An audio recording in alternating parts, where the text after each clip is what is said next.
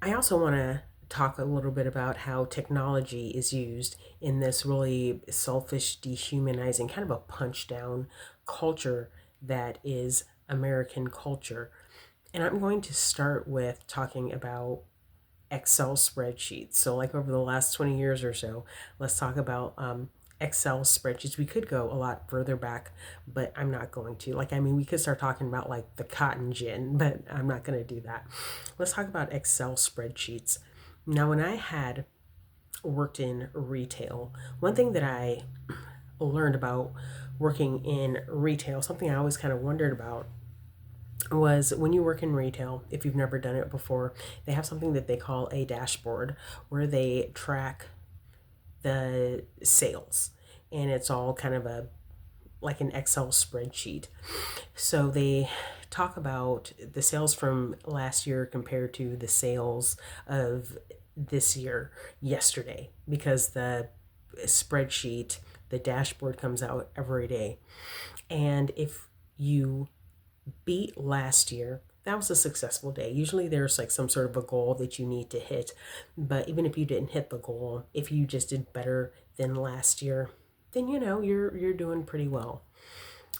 And I just always thought, how can any business expect to do better year after year after year after year after year without increasing prices? I mean, how are you going to just do better numbers every year? I mean, at a certain point, the business and the market is going to mature, and it just is what it is. And so, what I always wondered was, okay, really, how much money does it really take for a business, any business? I'm talking like specifically, but for a specific business to have a good year, make a profit, and the owners, go on with their life, they're happy, they're wealthy, the people who work, are paid a salary that they're satisfied with. How much money does that take? I will never know.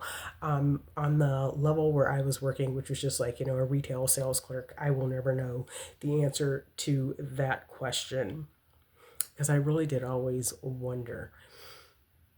And so, in order to, make things work out in to increase profits, I was only dealing with the sales. I mean, once you get to a mature market, in order to increase profits, you're going to look for ways to try and, cut back.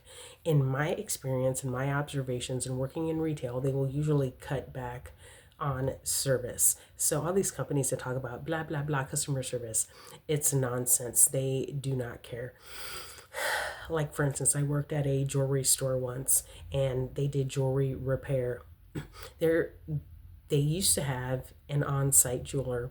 Then they changed and sent all of the jewelry out. Now that gave higher wait times. It was nice to be able to have a jeweler on site. So if a customer had a question or a concern, there was the expert that could talk face to face with the customer. If someone called up and said, "Hey, is this or that ready?" Something came up, and I kind of want to pick it up early. You could kind of finagle that a little bit better if there's a jeweler on site. But all of that kind of went out the window. All of that customer service kind of fell by the wayside when things had to be shipped out to another state. And they were looking for, pretty much who could do the work the cheapest. And so it was just some sort of I envisioned it to almost be like a factory setting, and there were just people who just, could churn the work out. But it all looked better in the Excel spreadsheet. They reduced the costs of a service, and it just looked better on the Excel spreadsheet. And that's all they cared about, was just, what looked better on the Excel spreadsheet, so they can say that they did better than last year.